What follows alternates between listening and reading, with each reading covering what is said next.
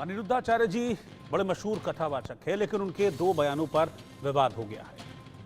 अनिरुद्धाचार्य जो भागवत कथा, राम कथा और अन्य धार्मिक कथाओं का वाचन करते हैं, यानी कि लोगों को सुनाते हैं, उनके लाखों भक्त हैं। उनके प्रवचनों और कथाओं में आध्यात्मिक संदेशों को बड़े ही सरल ढंग से पेश किया जाता है, लेकिन अपने प्रवचनों के दौरान वो कुछ ऐसा कह जाते हैं कि विवाद का कारण बन जाता है। ऐसे ही उनके दो बयान हैं जिन पर विवाद हो रहा है। इंडिया न्यूज़ के साथ खास बातचीत में उन्होंने लिव इन रिलेशनशिप में रहने वाले को कहा कि कुत्ता बिल्ली हैं ये लोग, कुत्ता बिल्ली कह दिया। वहीं दूसरे धर्म में शादी करने वालों पर भी उन्होंने कटाक्ष किया।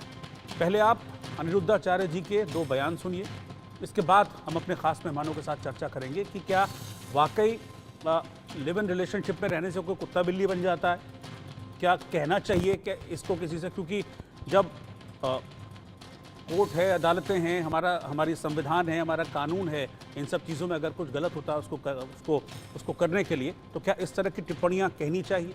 दूसरे धर्म में शादी नहीं करनी चाहिए? एक आध जो बातें हैं इस पर हम डिटेल में चर्चा करते हैं आगे। ज़रा दोनों बयान आप पहले सुनिए। बहुत सारे लोग जो लिव इन रिलेशनशिप में रहते हैं, ये तो कुत्ता बिल्लियों का कल्चर है, ये तो जानवरों का कल्चर है। लिव इन में तो हमारे यहाँ के कुत्ते रहते हैं, लिव इन में तो रहते हैं।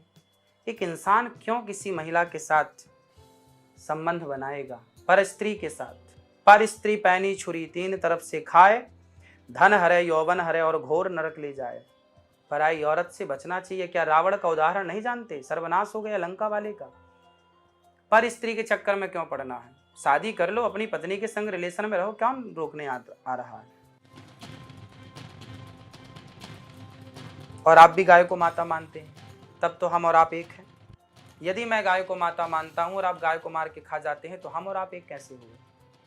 वो लोग जो ये कहते हैं कि राम रहीम एक है, वो गलत है। बिल्कुल गलत कहते हैं।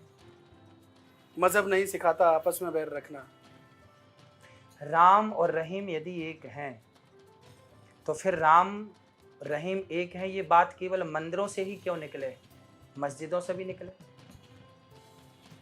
हम तो तैयार हैं आपको गले लगाने के लिए, पर केवल हम ही आपको गले लगाएं और आप हमारा गला काटें, दोनों तरफ से ना बात बनेगी, एक तरफा कैसे होगा? हमें तो कोई ऐतराज नहीं है सबको गले लगाने में, परंतु क्या हमारी तरह बड़प्पन सामने वालों में है? क्या हमारी तरह धैर्यता सामने वालों में है? नहीं है। इसलिए कहते कहते तो वर्षों बीत ही गए ना। ईश्वर अल्लाह तेरो नाम।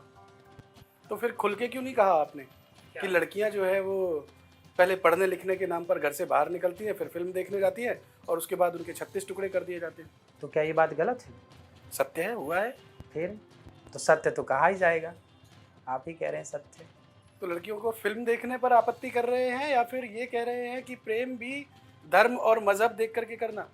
ये जो लड़का लड़की स्कूलों में कर रहे हैं, इसे आप प्रेम मानते हैं? मेरे सीधे सवाल पे आइए। प्रेम धर्म और मजहब देख के करना आप ये कह रहे हैं, या प्रेम धर्म और मजहब की परिपाटी से दूर है, अलग है बहुत? ये प्रेम है ही नहीं। जो लड़का लड़की स्कूल कॉलेजों में करते हैं, प्रेम नहीं है। ये तो शरीर का अटैचमेंट है, हवस है, वासना है। ये प्रेम नहीं है। प्रेम तो आपकी माँ करती है आपसे। जो बेटियाँ किसी लड़के से प्यार कर रही हैं, जो बेटे किसी लड़की से प्यार कर रहे हैं, ये प्यार नहीं है, ये उनकी जवानी का एक अटैचमेंट है, एक हवस है। लेकिन आपने जो बात कही वो एक घटना विशेष पर कही, और वहाँ आपका जो मैसेज था वो ये था कि आप इशारा जो कर रहे थे वो एक धर्म संप्रदाय की तरफ कर रहे थे। आपने उस बात को खुल के क्यों नहीं कहा कि आप अगर प्यार करते हैं तो अपने मजहब में कीजिए, आप उससे बाहर मत जाइए? आपको दिक्कत क्या है? हमें कोई दिक्कत नहीं है। हम तो बार बार, एक बार नहीं लाख बार कह चुके हैं कथा से कि ब्राह्मण हिंदुओं को हिंदुओं से ही विवाह करना चाहिए, मुस्लिम को मुस्लिम से ही विवाह करना चाहिए। विवाह हमारे यहाँ होता है समधि। हिंदू संस्कृति में क्या होता है? समधि। हमारी बेटी के ससुर को हम क्या मानेंगे? समधि मानेंगे। समधि, समधि का अर्थ क्या है? सम धी, धी मतलब होती है बुद्धि। धी, धियो यो न प्रचोदयात्। धी मतलब बुद्धि। तो हमारी और आपकी बुद्धि जब मैच कर जाएगी, सम हो जाएगी, विचार सम हो जाएंगे, मैच करेंगे, तो हमारा आपसे संबंध होगा। ये जो सुना, ये आचार्य अनिरुद्धाचार्य जी के अपने विचार थे, अपने बयान थे। उनका कहना है कि लिव इन रिलेशनशिप में नहीं रहना चाहिए, ये कुत्ते बिल्ली होते हैं, जानवर इस तरह की हरकत करते हैं। इसको लेकर एक लंबी डिबेट होती रही है कि क्या लिव इन में रहना ठीक है, लिव इन में रहना ठीक नहीं है। लेकिन हिंदुस्तान का कानून दो बालिग लोगों को साथ रहने की इजाज़त देता है। इसमें कुछ अब शर्तें ज़रूर जोड़ी गई। दूसरी बात, दूसरे धर्म में शादी को लेकर उन्होंने जिस तरह की टिप्पणी की कि नहीं करनी चाहिए दूसरे धर्म में शादी, वो भी मुझे लगता है कि शादी ब्याह एक बेहद एक निजी मसला है। मेरे साथ आचार्य प्रमोद मिश्रा जी हैं, नाजिम खान साहब भी हैं मेरे साथ, और डॉक्टर सांत्वना श्रीकांत ने भी हमको ज्वाइन किया जो कि सोशल एक्टिविस्ट हैं। डॉक्टर सांत्वना श्रीकांत, कोई भी एक रिश्ता या किसी के लिए फीलिंग, किसी के लिए एहसास, एक रिश्ते में ज़रूरी क्या है? मतलब प्रेम ज़रूरी है या जाति धर्म ज़रूरी? ये प्रेम बहुत जरूरी है। बिना प्रेम के कोई रिश्ता या संबंध बनाया नहीं जा सकता। लेकिन जब हम प्रेम को सामाजिक स्तर पर ले आते हैं तो सामाजिक स्तर पर उसकी सुरक्षा भी बहुत जरूरी है। आए दिन हम देखते हैं कि जो लिव इन रिलेशन में रहते हैं, या तो लड़कियां रेप का आरोप लड़कों पे लगा देती हैं, या लड़के शादी का कमिटमेंट करके और उनको छोड़ के चले जाते हैं। मुझे परेशानी सिर्फ इस बात से है कि अगर आप लिव इन रिलेशनशिप में रह रहे हैं तो आपको अवेयर होना चाहिए कि आपके साथ क्या हो सकता है, आपको आपके साथ क्या क्या कौन हो सकते हैं, आपको कौन कौन सी परेशानियां हो सकती हैं। आप ये बिल्कुल जानते हुए आप अपनी निजी जिंदगी चुने, उसमें किसी को कोई परेशानी नहीं। लेकिन आपको ये पता होना चाहिए कि आपके साथ क्या क्या हो सकता है। आपकी हत्या भी की जा सकती है। मैं महिला पुरुष की बात नहीं करूंगी, दोनों के साथ हो सकता है। दूसरा, पुरुषों के ऊपर रेप के आरोप लगाए जा सकते हैं, महिलाओं को शादी का कमिटमेंट करके रेप करके छोड़ा जा सकता है। ये सारी चीजों को पता होना चाहिए। इसके बाद आपका डिसीजन है कि आप कहाँ रहना चाहते हैं, कैसे रहना। ठीक है, आचार्य प्रमोद बिना प्रेम के जी, हाँ आप जी। कर लीजिए, पूरी बात कर लीजिए अपनी, फिर मैं आगे बढ़ता हूँ। जी, मैं ये कहना चाहती हूँ कि देखिए, बिना प्रेम के तो कोई संबंध का कोई संबंध स्थापित किया ही नहीं जा सकता। लेकिन ये प्रेम कब खत्म हो जाएगा या प्रेम का एग्जैक्ट डेफिनेशन क्या है, ये सिर्फ दो ही लोग डिसाइड कर सकते हैं ना। ये इसके लिए कौन डिसाइड करेगा कि प्रेम कब तक चला? फिर किसी ने कह दिया कि अब तो हम उब चुके हैं, अब हम जाएंगे, तो उस समय अगर दूसरा पार्टनर उस मनोस्थिति में नहीं है तो क्या होगा? यानी कि आपका ये कहना है कि सोशल सिक्योरिटी एक होनी चाहिए, सोशल सिक्योरिटी दोनों के लिए जरूरी है। कहना चाहूंगी कि चूंकि मैं एंथ्रोपोलॉजी की भी स्टूडेंट रही हूँ, तो जो विवाह की संस्था है उसका उद्भव ही इसलिए हुआ था कि एक सामाजिक सिक्योरिटी प्रदान की जाए। आपको पता होगा कि जो हमारी रेट्रोस्पेक्टिव सोसाइटीज है वहाँ पहले लिविंग कल्चर बहुत था, फिर महिलाओं ने अपना पति बच्चा पैदा करने के बाद चुनना स्टार्ट किया, फिर धीरे धीरे विवाह संस्था एग्जिस्ट हुई। तो अब जब हम इतना डेवलप हो चुके हैं, विवाह एक्चुअली डेवलपमेंट का एक तरीका है, ना कि पीछे जाने का एक तरीका है। जब हम डेवलप हो चुके हैं तो वापस पीछे क्यों जाना? जी ठीक है, आचार्य प्रमोद मिश्रा जी कहते हैं जनरेशन गैप कहते हैं इसको। 10 साल पहले जो खराब था वो आज 10 साल बाद, मतलब 10 साल पहले जिसको बहुत बुरा मानते थे आज उसको ठीक मानते हैं। जनरेशन गैप होता है 10-10, 15-15, 20-20 साल में। जनरेशन्स जैसे जैसे बदलती हैं उनके सोचने विचारने का तरीका, उनका अपनी ज़िंदगी को जीने का तरीका, वो एक देखने का जो नज़रिया होता है वो बदल जाता है। शादी विवाह को भी अब ऐसे ही देखा, एक परिपाटी थी कि पुरुष महिला साथ रहेंगे, विवाह होगा तब साथ रहेंगे, उसके बाद आगे परिवार बढ़ेगा। लेकिन अब चीज़ें टूटती जा रही हैं। अब लिव इन में भी लोग रहते हैं साथ में, और पहले एक्सेप्टेंस नहीं थी, अब समाज में काफ़ी हद तक एक्सेप्टेंस हो भी गई है।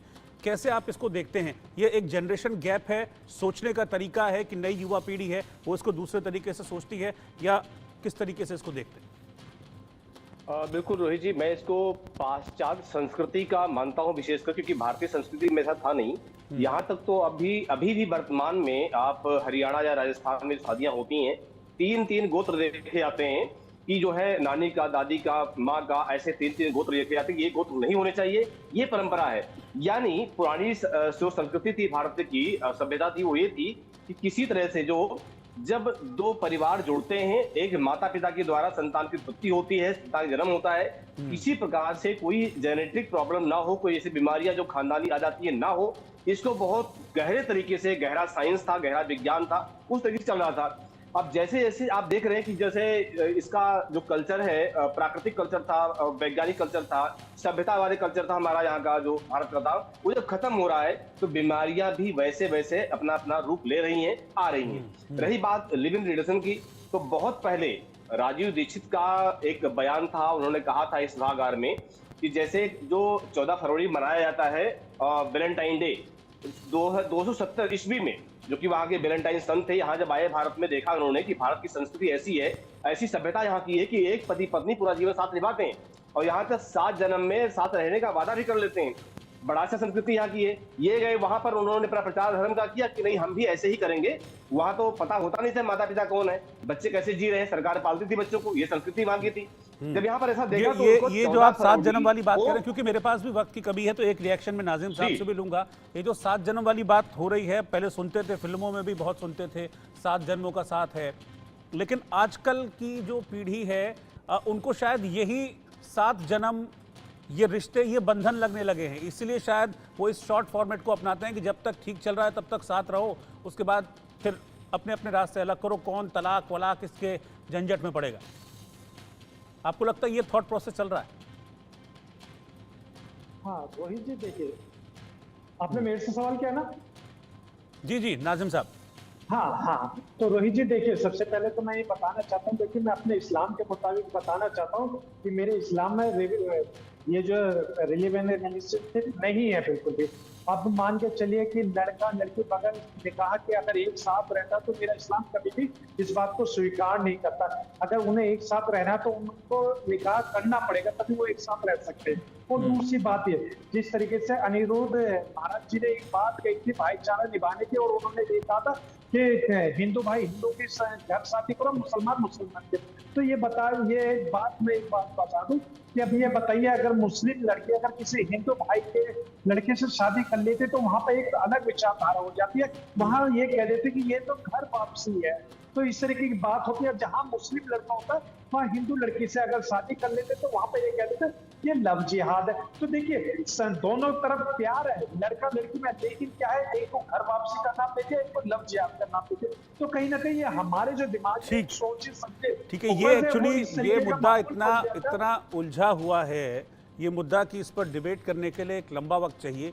हम एक ऐसा वक्त निकालेंगे, फिर इस पर इशू पर बात करेंगे, क्योंकि बहुत सेंसिटिव इशू भी है, बहुत बारीकी से बात करने का भी इशू है, और इसके हर पहलू को छूना भी बहुत ज़रूरी है। इस पर हम फिर आगे चर्चा करेंगे। आप सभी लोगों का बहुत बहुत शुक्रिया, आप लोग साथ में जुड़े, इस मुद्दे पर हमसे आपने चर्चा की। फिलहाल आंकड़े हमारे फैसला आपका में आज के लिए इतना ही। बाकी की खबरों के लिए आप लगातार बने रहिए इंडिया न्यूज़ के साथ। मुझे इस वक्त